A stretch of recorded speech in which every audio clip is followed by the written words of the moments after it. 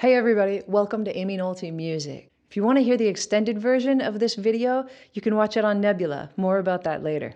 There are a lot of songs about trains. Midnight Train to Georgia. Oh, that midnight train to Georgia. Crazy Train.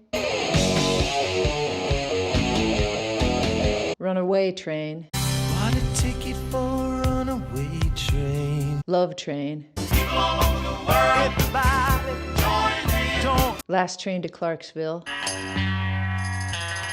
the last train to Clarksville. Morning Train. My baby takes the morning train. And I'm not exactly sure why this is the case, but I do know that when I was a kid and we would be driving somewhere and I would see a freight train on the tracks, I had this strange fascination that someday I might get to run away from home and hop a freight train like that and get in an empty freight car. Because I always wondered, were there people in those empty freight cars? Sometimes I would see them. And I also wondered about where the train was going and where the stuff that was on the train would end up. I could feel myself inside that freight car, bumping along with the steady rhythm of the rail and feeling some kind of security in the steadiness of it all, even though I had never even been on a train. I think I had seen lots of movies about trains, and even though it probably would have been a super dangerous thing to do, it always carried some kind of romantic feeling for me. I think there's something, permanent about setting yourself on a course that has already been laid. And I think that it's a metaphor that we as humans have all latched onto. There's something steady about it, something charted, unwavering, something a little scary, but I think it's something we all have space for inside of us. I don't know if it's just me, but I feel like it's a human experience to think about this. And of course, there are songs about cars. There's Drive. Who's gonna drive you home? Drive My Car. Baby, you can drive my car. Fast Car. So remember when we were driving in your car. I Get Around. Round, round, get around, I get around. Little Red Corvette. And of course, there are just songs about what it feels like to be on the road. I can't wait to get on the road again. Life is a highway. Riding along in my automobile. And there are also songs about boats that I love. This is actually something kind of also strange and a little scary and romantic, like another fantasy to think about. Sailing takes me away. Sloop John B. So hoist up the John B. sail. Wreck of the Edmund Fitzgerald. The legend lives on from the Chippewa on down of the big lake they call Gitchagumi. Sail Away. I'm sailing away. And whether we're talking about a train or a car or a boat or a highway, I'm on a highway to hell. dirt road, Car wheels on a gravel road. familiar street, Ventura Boulevard. whether we were riding on a motorcycle Get your motor running. or in a Cadillac, even an 18-wheeler. 18 wheels and a dozen roses.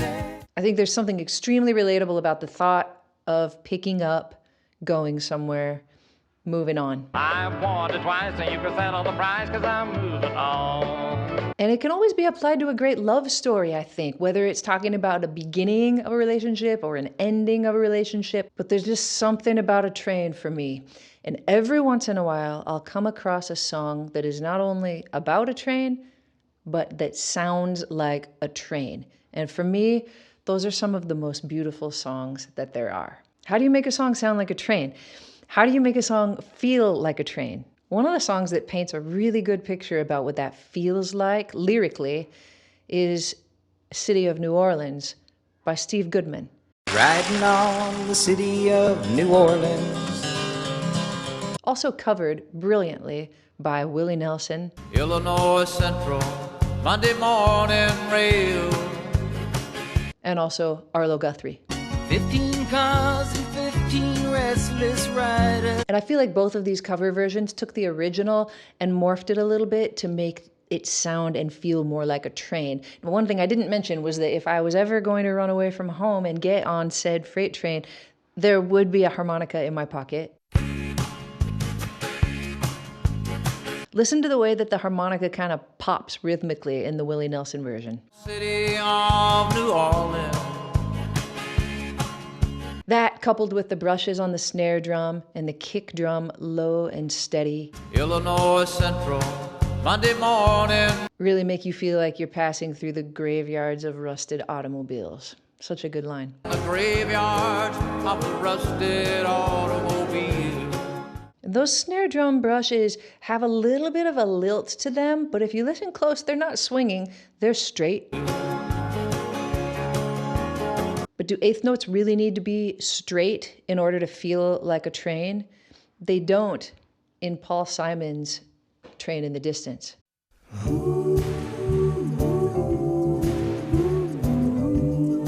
Brushes on a snare drum with a huge amount of reverb that feels like a puff of smoke to me.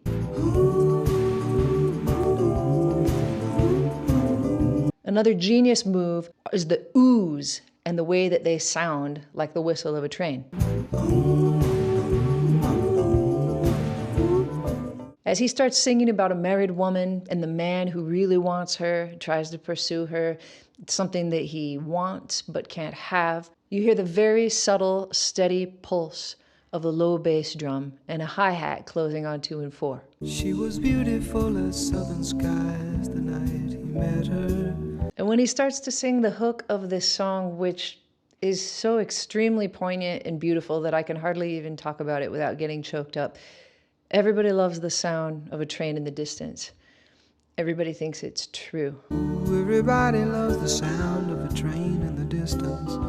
Everybody thinks it's true. You hear a shaker come in, Everybody loves the sound of a train in the distance. and you get a very subtle triplet rhythm, and you know that we're swinging. You can also hear vibraphone and organ, and somehow those both contribute just perfectly to that romantic notion that we have of the blues being associated with a freight train. Ooh, everybody loves the sound of a train in the distance. And also maybe the bells that happen at a station. Everybody thinks it's true. And Mr. Simon doesn't just leave it to us to figure out what this metaphor is about. What is the point of this story? He actually lets us know at the end of the song about the struggle to love and to stay in love, and that the thought that life could be better is woven indelibly Into our hearts and our brains. and somehow that's a train. And as the song ends, you hear the vocals of the harp tones.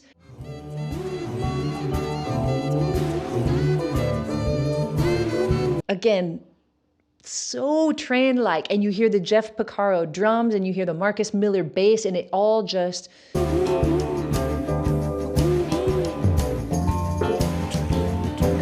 comes together to feel like the most magical train song. Give it a listen. Stop This Train by John Mayer is one of my favorite compositions of his. It's not about love, though, and it's not about running away. It's about the steady, constant, terrifying fact that time keeps going, and even though time is a constant, the relationships and circumstances that we find ourselves in are not. We're always changing, the people in our lives are always changing, the circumstances of life are always changing, and the times that we feel safe, we realize might be fleeting because of all these changing circumstances around us. And I think that's the gist of the song, how scary that is. So the fingers pick on the acoustic guitar and the hand comes down on 2 and 4.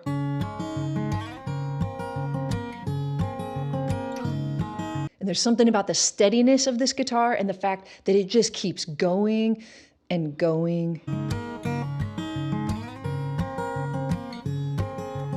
And then the eighth notes on the snare drum start happening, just like the other songs. Don't know how else to say it. Don't wanna see my parents go. And we really feel like we're on a course and we're headed somewhere. Time is just doing its thing. It's moving us forward, and there's no stopping it. And in the lyric, John Mayer's father speaks to us for a second and tells us, He said, turn 68, you renegotiate. that we shouldn't want to stop it. Don't stop this train. Don't for a minute change the place. The last train song that I want to talk about is my favorite one. There are no lyrics that I can tell you about or to tell you anything about a train. So the only thing that we can talk about are the title and the way that the song makes you feel. This is Last Train Home by Pat Metheny. And again, it's brushes on a snare drum.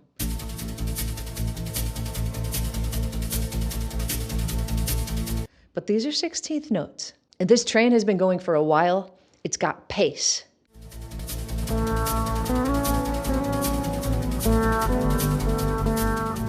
It's also got one of the most beautiful melodies that I've ever heard and that I could ever imagine.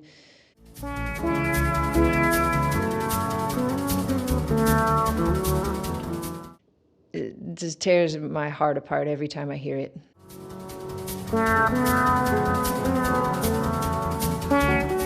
There's this little section, a little motif at the end of the melody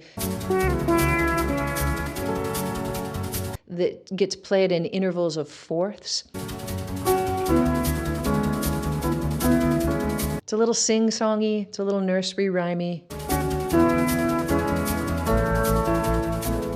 It sounds like Rain, Rain, Go Away, Come Again Another Day. And I've always wondered what Pat Metheny had in mind when he wrote that part of the melody in particular. It brings childhood to mind, which I think is great about trains, you know? And all I know about the way that he wrote it is what I heard in an interview. And he said that the melody came to him very quickly.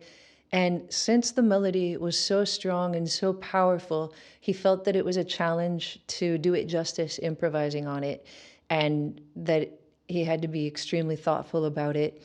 And that I think his improvisation had to be as like moving as the melody maybe. And he commented that that took a lot out of him night after night on stage playing this song.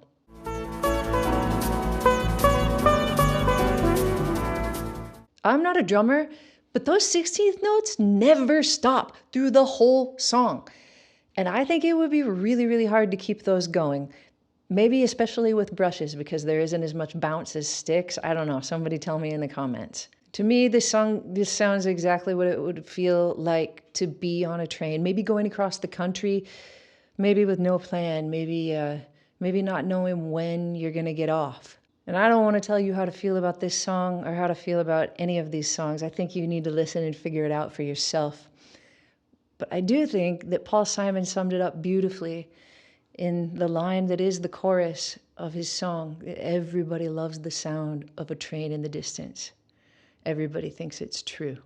Again, if you want to see the extended cut of this video with longer clips as I talk, you can watch it over on Nebula. Nebula is the largest creator-owned streaming platform in the world. Nebula is also the place where I put my videos first. You can always see my videos at least a few days before you'll ever be able to see them on YouTube. And I can also put bonus videos and extended cut videos on Nebula that you will never see on YouTube. And that's because Nebula is a place for going deeper. I can put longer clips about music on Nebula than I can on YouTube because YouTube has these copyright evil bots that for some reason don't want you to listen to people's music as I talk about it. But over on Nebula, they get that when I talk about this music, I'm explaining what's happening inside of it and only making you understand it deeper and want to go over to wherever you listen to music and actually listen to the songs.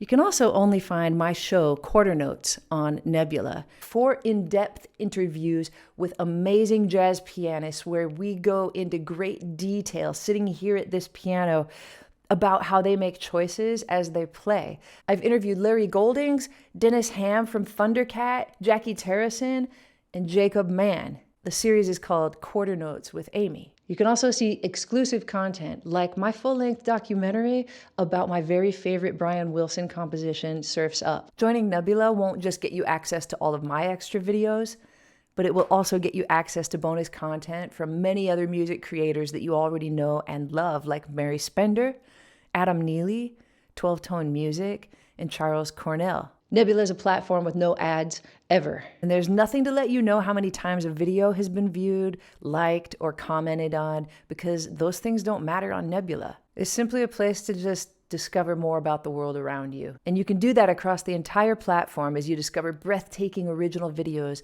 about a variety of subjects ranging from film, current events, history, culture, and even some that are just plain fun, like the Nebula original Jet Lag, the series, where hilarious friends race across different parts of the globe to compete while learning about the places around them and making me laugh like crazy. Signing up for Nebula is easy if you use my code. It's only $36 for the entire year, which is less than 1 cup of coffee per month. $3, it's a really low price to pay for everything that you get with Nebula. Also, one really cool perk is that now you can access guest passes so that if you watch a video that you think is absolutely amazing, you can share it with your friends. Check out all of the different levels of sharing that will be available to you.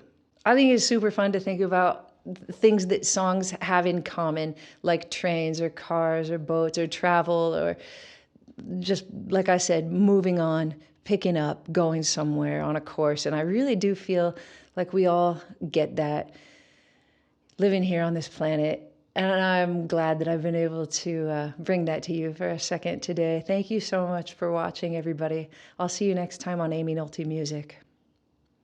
Hey, everybody, thanks so much for being here on Nebula today. I really appreciate you watching on Nebula, everyone. I'll see you next time on Amy Nolte Music.